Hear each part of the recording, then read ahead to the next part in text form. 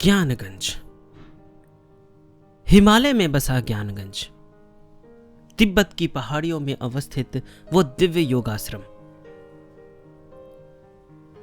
भारतवर्ष के उत्तर में हिमालय पहाड़ की गोद में बसे तिब्बत के भूभाग में लगभग 5 कोस के घेरे में यह ज्ञानगंज योगाश्रम बसा हुआ है।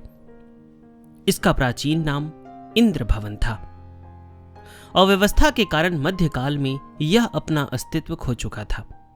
महर्षि महातपा के एक प्रमुख शिष्य स्वामी ज्ञानानंद परमहंस द्वारा इस अनादि आश्रम का पुनरुद्धार हुआ। उन्हीं की सुव्यवस्था और संरक्षण में आश्रम ज्ञानगंज के नाम से पुनः व्यवस्थित रूप में चलने लगा। यह पुनरुद्धार का कार्य आज से 600 वर्ष पूर्व हुआ था। यह एक लोकोत्तर साधना स्थली है, जहां के योगी परमहंस और भैरवियां त्रिकालदर्शी यानी अहम ब्रह्मास्मि की संबोधि प्राप्त करके स्वराज्य में विचरण करते हैं। इस आश्रम की लोकोत्तरता का उल्लेख योगी राज श्री विशुद्धानंद परमहंस देव ने अपने शिष्यों के बीच बहुत बार किया था और वहां स्थित योगियों की योग विभूति का यत्किंचित परिचय भी समय समय पर दिया था। यहां हम उन महान योगीश्वरों का संक्षिप्त परिचय दे देना यथेष्ट तथा आवश्यक समझते हैं। तो हम जानेंगे ज्ञानगंज के जो लौकिक भाषा में कहा जाए तो टीचर है, प्रिंसिपल है, वहां के जो सिद्ध हैं उनके बारे में। महर्षि महातपा। परमहंस विशुद्धानंद जी के कथनानुसार महर्षि महातपा की आयु लगभग 1400 वर्ष से अधिक है। इनका शरीर भौतिक आवश्यकताओं से मुक्त तथा दिव्य हो चुका है और स्थिति देश काल से अतीत हो चुकी है। ये किसी भी लोक में अबाध गति से इच्छा अनुसार आ जा सकते हैं। योगाश्रम में रहने वाले शिष्यों में से प्रधान जिनकी आयु 100 वर्ष से अधिक है वे हैं श्रीमद भृगुराम परमहंस देव, नीमानंद, परमहंस श्यामानंद तथा परमहंस ज्ञानानंद। महर्षि महातपा स्वयं ज्ञानगंज योगाश्रम में निवास नहीं करते। वे तिब्बत के पहाड़ों की एक गुफा में प्रायः रहते हैं। उस गुफा में राजराजेश्वरी देवी की प्रतिमा प्रतिष्ठित है। देवी के नाम से ही उस स्थान का नाम राजेश्वरी मठ पड़ गया है। वहां कोई घर द्वार नहीं है और जो योगीश्वर वहां रहते हैं वे घर द्वार के बंधन से मुक्त हो चुके हैं। हिमालय के उस अंचल में ज्ञानगंज योगाश्रम की भांति अनेक मठ है जो सब राजेश्वरी देवी के शासनाधीन है। महर्षि महातपा का नित्य निवास किसी मठ में नहीं है। वे कभी कभी ज्ञानगंज योगाश्रम में आते हैं तथा कभी कभी अपनी गुरु माता छेपा माई के दर्शन करने मनोहर तीर्थ जाया करते हैं। वे नित्य भावमग्न स्थिति में रहते हैं। स्वभाव अधिक बात करने का उनका नहीं है। परमहंस नीमानंद ने भोलानाथ और हरिपदो दोनों बालकों को 9-10 दिन तक ज्ञानगंज योगाश्रम में रखा। इसके बाद दोनों को अपने गुरुवर्य महर्षि महातपा के चरणों में उपस्थित किया। महर्षि ने सिर स्पर्श पूर्वक शक्ति संचार करके दोनों को बीज मंत्र प्रदान किया, अर्थात दीक्षा दी और अपना शिष्य बना लिया। इस प्रकार से ये अब परमहंस नीमानंद के गुरु भाई बन गए। श्रीयुत भृगुराम परमहंस देव महर्षि महातपा के प्रमुख शिष्यों में योग के विषय में श्री भृगुराम जी परमहंस देव सब में प्रधान है। वहां के सभी सिद्ध योगियों में ये अद्वितीय हैं। आश्रम में ये योग के सर्व प्रधानाचार्य हैं। परमहंस विशुद्धानंद जी को भी योग की शिक्षा इन्हीं से मिली थी। उस पर्वत प्रांत में राजेश्वरी के शासनाधीन जितने मठ हैं उनके प्रधान अधिष्ठाता भृगुराम जी ही हैं। उन सबके निरीक्षण, नियमन और परीक्षण का सारा दायित्व इन्हीं पर है। ये आर्तजनों के मन की पुकार को तुरंत सुन लेते हैं और तत्क्षण वहां उपस्थित हो जाने की क्षमता रखते हैं। स्वामी विशुद्धानंद जी अपने विवाह के पश्चात पत्नी से दूर दूर रहते थे। यह जानकर उनकी माता को वंश वृद्धि के रुक जाने की चिंता उत्पन्न हो गई। उन्होंने अत्यंत दुख की स्थिति में आर्त होकर श्री भृगुराम जी का स्मरण किया। भृगुराम जी तत्क्षण उनके सामने उपस्थित हो गए। मां के दुख गाथा सुनकर उन्होंने विशुद्धानंद जी से कारण पूछा। विशुद्धानंद जी बोले, मैंने योग ज्योतिष द्वारा देखा है कि मेरी पत्नी पिछले जन्म में नीच कुल में जन्मी थी, इसी कारण मैं उससे दूर रहता हूं। भृगुराम जी बोले, विशुद्धानंद, एक व्यक्ति ऊंची जाति में जन्म लेकर साधना द्वारा और भी उन्नत हो गया और एक दूसरे ने पिछले जन्म में नीची जाति में जन्म लेने पर भी इस जन्म में उच्च वर्ण अपनाकर तुम्हारे समान पति प्राप्त किया है। बोलो, दोनों में किसका संस्कार महान है? यह कहकर भृगुराम जी शांत भाव से मुस्कुराने लगे। विशुद्धानंद जी से इसका कोई उत्तर न बन पड़ा और वे वैसे ही मौन खड़े रहे। तत्पश्चात दादा गुरुदेव श्री भृगुराम जी ने माता से कहा, आप अब चिंता न करें, सब ठीक हो जाएगा। फिर भी यदि कोई चिंता का कारण उपस्थित हो तो स्मरण करते ही मैं आकर उसे दूर करूंगा। यह कहकर वे अंतर्धान हो गए। इस घटना से स्पष्ट सिद्ध है कि भक्तों के अंतर मन तक भृगुराम जी की दृष्टि की गति अबाध तथा अरोक है। वे आकाश मार्ग से ही यातायात करते हैं, उनके पैर धरती को नहीं छूते। इस पृथ्वी पर वे ही एकमात्र ऐसे योगी हैं जो सूर्य लोक तक जाते हैं। उनका शरीर पंच भौतिक और षटकोशात्मक नहीं है, सिद्ध दिव्य देह है। श्रीयुत परमहंस नित्यानंद जी, भोलानाथ यानी श्री विशुद्धानंद परमहंस जी के बाल्य जीवन के प्रसंग में इन महात्मा के कर्तृत्व का विस्तृत उल्लेख हो चुका है। इन्हीं महापुरुष की दिव्य दृष्टि ने भोलानाथ के भविष्य को पहचानकर उनके परमहंस पद पाने का मार्ग प्रशस्त कर दिया था। पागल कुत्ते के विष से दुखी होकर जब भोलानाथ हुगली में डूब मरने के विचार से गंगा तट पर आए थे, वहां इन्हीं महात्मा ने उसके प्राण बचाए थे। फिर 2 वर्ष बाद जब भोलानाथ और हरिपदो बर्धमान से ढाका जाकर इनसे मिले और योग मार्ग में अग्रसर होने की इच्छा प्रकट की, तो ये ही उनको अपने साथ ज्ञानगंज लाए थे। ये वहां के सिद्धि प्राप्त प्रमुख योगियों और महर्षि महातपा के स्नेह पात्र शिष्यों में से एक है। अगर आप श्री विशुद्धानंद परमहंस जी की पूरी जीवनी सुनना चाहते हैं तो मैंने एक ऑडियो बुक का ग्रुप बनाया है, वहाँ पे बहुत सारे ऑडियो बुक उपलब्ध हैं, तो आप उसका सब्सक्रिप्शन ले सकते हैं। डिस्क्रिप्शन में मैंने पूरी जानकारी दी है। और श्री विशुद्धानंद परमहंस देव का कम से कम 5 घंटे का ऑडियो बुक है, तो आप चाहें तो जब आप हमारे ऑडियो ग्रुप चैनल को ज्वाइन करेंगे तो आप वहाँ पे वो सुन सकते हैं। और भी वहाँ बहुत सारे ऑडियो बुक हैं जो आपको बहुत बहुत पसंद आएगा, तो हमारे ऑडियो बुक के ग्रुप को अवश्य ज्वाइन करें। परमहंस श्यामानंद जी, श्रीयुत श्यामानंद जी ज्ञानगंज योगाश्रम के विज्ञान विभाग के प्रधानाचार्य हैं। ये वहां के योगियों को चंद्र विज्ञान, नक्षत्र विज्ञान, वायु विज्ञान तथा सूर्य विज्ञान आदि की शिक्षा प्रदान करते हैं। इन सभी विज्ञानों में सूर्य विज्ञान का स्थान सर्वोपरि है। उससे अवगत होने के बाद बाकी विज्ञानों का ज्ञान प्राप्त करना सुगम हो जाता है। सूर्य विज्ञान पे मैंने करीबन 2 घंटे का ऑडियो बनाया है जो ज्ञानगंज का सूर्य विज्ञान है, तो अगर आप लोगों ने नहीं सुना तो उसे भी अवश्य सुनिएगा। डिस्क्रिप्शन में मैं लिंक दे दूंगा। सूर्य विज्ञान का सम्यक अध्ययन इन्हीं के श्री चरणों में बैठकर विशुद्धानंद जी ने किया था। स्वामी विशुद्धानंद जी ने ही इस पृथ्वी पर सूर्य विज्ञान के विषय में पहली बार कुछ प्रकाश डाला।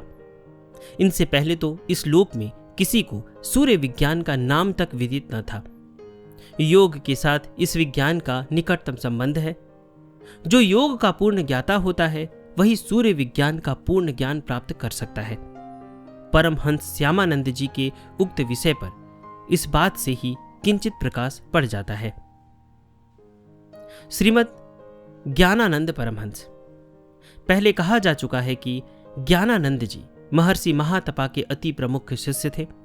इन्हीं के उद्योग से अति प्राचीन समय के इंद्र भवन योगाश्रम का पुनरुद्धार आज से प्रायः 700 वर्ष पूर्व ज्ञानगंज योगाश्रम के नाम से हुआ। इस पुनरुद्धार से पहले श्रीयुत ज्ञानानंद जी की आयु 100 वर्ष से अधिक रही होगी, क्योंकि परमहंस पद की प्राप्ति के बाद ही उन्होंने इंद्र भवन को नूतन स्वरूप ज्ञानगंज के रूप से प्रदान किया होगा।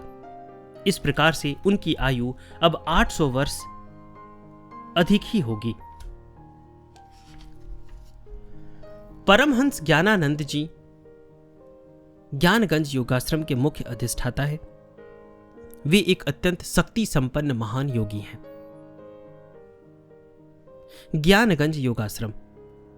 कतिपय आधुनिक विद्वानों के मन में यह संदेह उठना स्वाभाविक है कि संस्कृत शब्द ज्ञान के साथ फारसी का शब्द गंज कैसे जुड़ गया। वस्तुतः गंज शब्द मूलतः संस्कृत है, जो भारत से ही फारस पहुंचा था। गंज शब्द गजी नामक भवादिगणीय धातु से न प्रत्यय लगाने से निष्पन्न हुआ, जो गंज का अर्थ हुआ रत्नों का भंडार। इस प्रकार इस समस्त पद ज्ञानगंज का अर्थ हुआ अनेक प्रकार के ज्ञान का भंडार। और इस अर्थ पर दृष्टि रखते हुए श्रीमद् ज्ञानानंद परमहंस देव ने इस योगाश्रम को नाम दिया ज्ञानगंज योगाश्रम। यह विशाल योगाश्रम तिब्बत के मध्य चारों ओर पर्वत श्रेणियों से घिरा लगभग 5 कोस के घेरे में बसा हुआ है। आश्रम के चारों ओर परकोटों का वेष्टन है। परकोटे के सहारे सहारे चारों ओर जलपूर्ण खाई है। उस पर यातायात के लिए एक सुंदर धनुषाकार पुल बना हुआ है। आश्रम का प्रत्येक स्तर शिक्षा क्रम के अनुरूप सुसज्जित है।